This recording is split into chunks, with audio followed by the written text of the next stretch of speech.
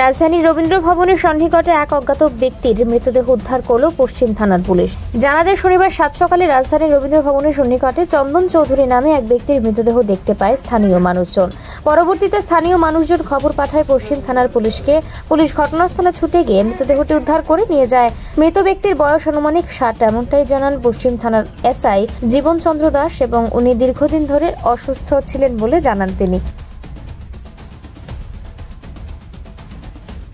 আমরা আনুমানিক 9টার দিকে খবর পেলাম যে একটা লোক এখানে পড়ে আছে, সম্ভবত মৃত। নেকমি সেলুনের মালিকই জানালো।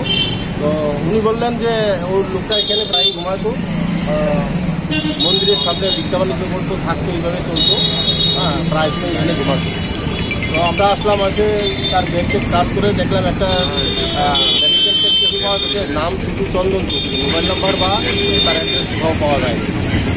তো এখানে এলাকার লোক সবাই বলছে যে সে তো এখানে ঘোরাঘাড়ি করতো, ভিক্ষা করতো, লক্ষ্মীনারায়ণ বাড়িতে রেস্ট নাফটার হোটেলে খেতে, তখন নম্বরে খাওয়া দাওয়া করতো, ঘুমাতো এখানে। ওটা মেডিকেল সিস্টেম দেখে বোঝা গেছে যে ওটা দীর্ঘদিনের জন্য অসুস্থ। এখন আমরা এটা নেক্সট তদন্ত করে দেখছি।